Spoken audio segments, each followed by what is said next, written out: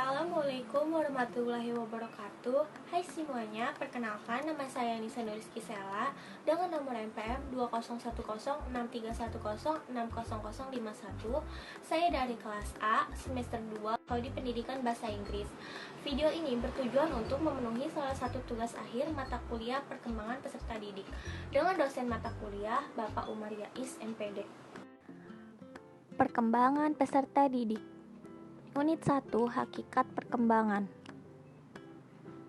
Pengertian perkembangan. Perkembangan merupakan proses perubahan kuantitatif dan kualitatif individu dalam rentang kehidupannya.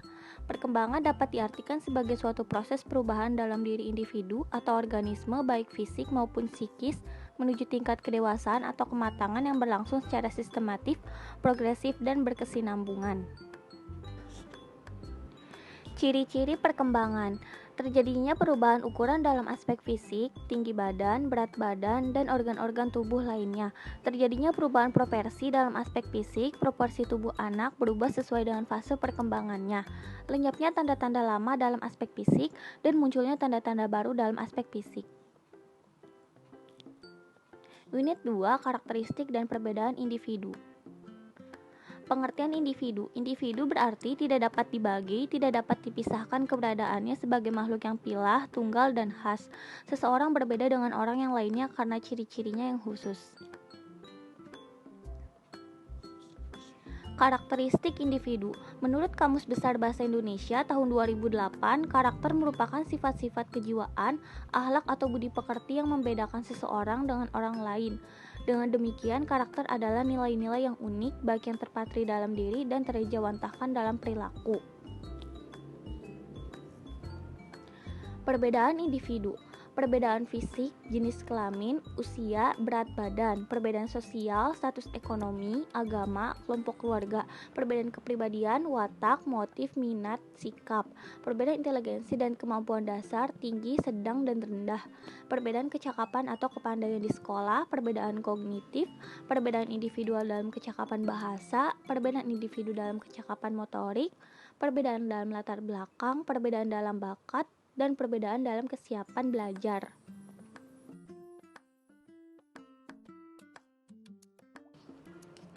Unit 3, Pertumbuhan dan Perkembangan Individu. Faktor-faktor yang mempengaruhi pertumbuhan dan perkembangan individu. Dalam kehidupan anak, ada dua proses yang beroperasi secara kontinu, yaitu pertumbuhan dan perkembangan. Kedua proses ini berlangsung secara interdependensi, artinya saling bergantung satu sama lain. Pertumbuhan adalah proses perubahan secara fisiologis sebagai hasil dari proses pematangan fungsi-fungsi fisik yang berlangsung secara normal pada anak yang sehat dalam perjalanan waktu tertentu. Perubahan-perubahan dalam pertumbuhan dan perkembangan. Perubahan terdiri dari 4 kategori utama, yaitu perubahan dalam ukuran, perubahan dalam perbandingan, perubahan untuk mengganti hal-hal yang lama, dan perubahan untuk memperoleh hal-hal yang baru. Selanjutnya ada aspek-aspek pertumbuhan dan perkembangan. Yang pertama ada pertumbuhan fisik seperti pertumbuhan sebelum lahir dan sesudah lahir. Yang kedua intelek, yang ketiga emosi, yang keempat sosial, bahasa, bakat, dan sikap, nilai, dan moral. Selanjutnya ada hukum-hukum pertumbuhan dan perkembangan. Yang pertama ada hukum cephalocauda, yang kedua hukum proximodistal, yang ketiga perkembangan terjadi dari umum ke khusus, perkembangan berlangsung dalam tahapan-tahapan perkembangan, dan yang terakhir hukum tempo dan ritme perkembangan. Karakteristik pertumbuhan dan perkembangan remaja. Untuk menghindari kesimpangsiuran dan kesalahpahaman dalam penggunaan istilah, sebaiknya istilah remaja dijelaskan terlebih dahulu. Istilah asing yang sering dipakai untuk menunjukkan makna remaja antara lain adalah pubertate, adolescensia, dan youth. Tugas-tugas perkembangan, mencapai hubungan dengan teman lawan jenisnya secara lebih memuaskan dan matang, mencapai perasaan seks dewasa yang diterima secara sosial, menerima keadaan badannya dan menggunakannya secara efektif, mencapai kebebasan emosional dari orang dewasa, mencapai kebebasan ekonomi, memilih dan menyiapkan suatu pekerjaan, menyiapkan perkawinan dan kehidupan berkeluarga, mengembangkan keterampilan dan konsep intelektual, menginginkan dan mencapai tingkah laku yang bertanggung jawab, dan menggapai suatu perangkat nilai yang digunakan sebagai pedoman tingkah laku.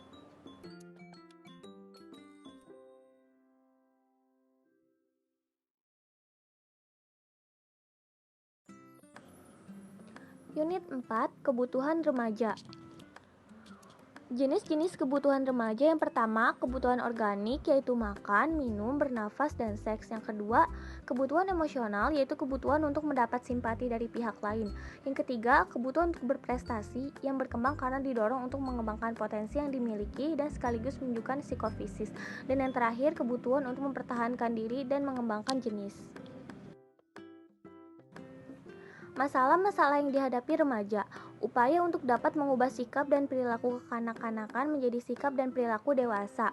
Seringkali para remaja mengalami kesulitan untuk menerima perubahan-perubahan fisiknya, perkembangan fungsi seks, dalam memasuki kehidupan bermasyarakat, harapan-harapan untuk dapat berdiri sendiri untuk hidup mandiri, berbagai norma dan nilai yang berlaku di dalam hidup bermasyarakat. Selanjutnya ada usaha-usaha pemenuhan kebutuhan remaja. Yang pertama ada latihan kebersihan, hidup teratur dan sehat perlu ditanamkan oleh orang tua, sekolah, dan lingkungan masyarakat kepada anak. Yang kedua, perlu dilakukan pendidikan seksual di dalam keluarga, di sekolah, dan lingkungan masyarakat. Dan yang terakhir, perlu dikembangkan kelompok-kelompok remaja untuk berbagai urusan. Unit 5, pertumbuhan fisik. Penyebab pertumbuhan pada masa remaja adalah karena ada dua kelenjar yang menjadi aktif bekerja dalam sistem endokrin. Kelenjar pituitari yang terletak di dasar otak mengeluarkan dua macam hormon yang diduga erat hubungannya dengan perubahan pada masa remaja. Perubahan-perubahan fisik yang terjadi pada masa remaja: perubahan ukuran tubuh, perubahan proporsi tubuh, ciri kelamin yang utama, dan ciri kelamin yang kedua.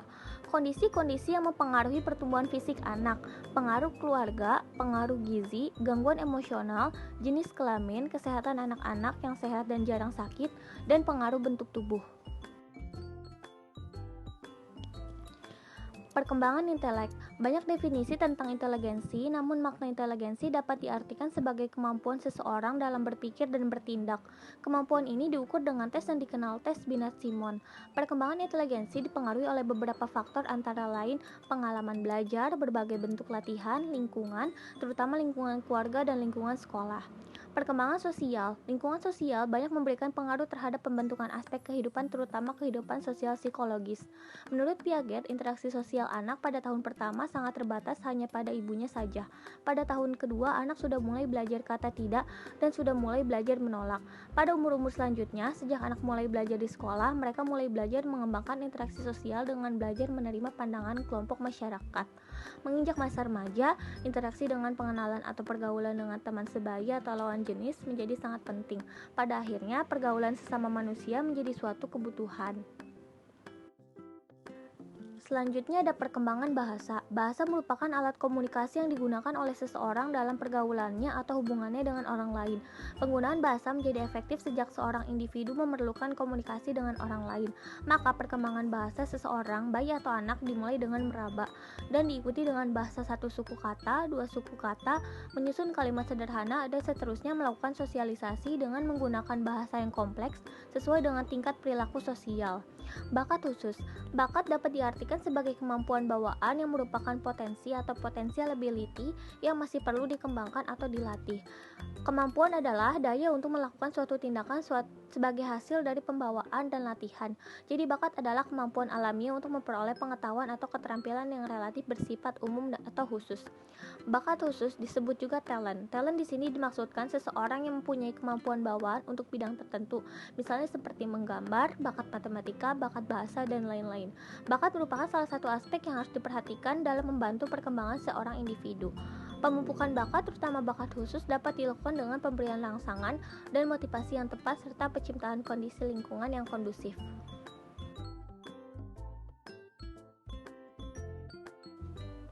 Unit 7, perkembangan afektif. Perkembangan emosi. Kehidupan seseorang pada umumnya penuh dorongan dan minat untuk mencapai atau memiliki sesuatu. Seberapa banyak dorongan-dorongan dan minat-minat seseorang itu terpenuhi merupakan dasar dari pemenuhan emosionalnya.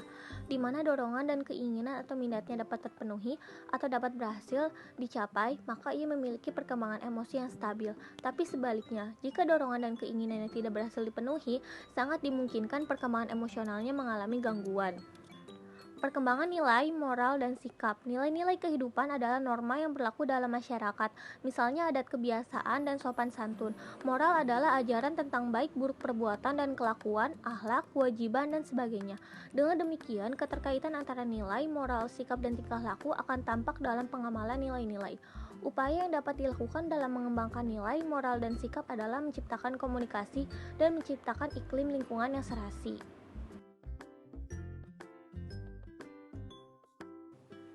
Unit 8, penyesuaian diri remaja. Konsep dan proses.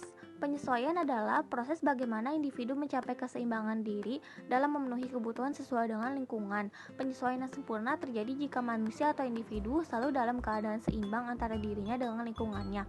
Banyak sekali faktor psikologis yang mempengaruhi penyesuaian diri, diantaranya adalah pengalaman, belajar, kebutuhan-kebutuhan determinasi diri, dan frustasi. Permasalahan-permasalahan di antara persoalan terpenting yang dihadapi remaja dalam kehidupan sehari-hari dan yang menghambat penyesuaian diri yang sehat adalah hubungan remaja dengan orang dewasa, terutama orang tua. Tingkat penyesuaian diri dan pertumbuhan remaja sangat tergantung pada sikap orang tua dan suasana psikologis dan sosial dalam keluarga.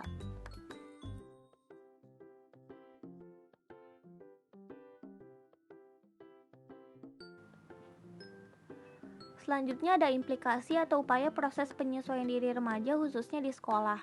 Menciptakan situasi sekolah yang dapat menimbulkan rasa betah, menciptakan suasana belajar mengajar yang menyenangkan bagi anak, usaha memahami anak didik secara menyeluruh, menggunakan metode dan alat mengajar yang menimbulkan gairah belajar, menggunakan prosedur evaluasi yang dapat memperbesar motivasi belajar, ruang kelas yang memenuhi syarat-syarat kesehatan, peraturan atau tata tertib yang jelas dipahami, kerjasama dan saling mengerti dari para guru, pelaksanaan program bimbingan dan penyuluhan, dan hubungan yang baik dan penuh pengertian antara sekolah dengan orang tua siswa.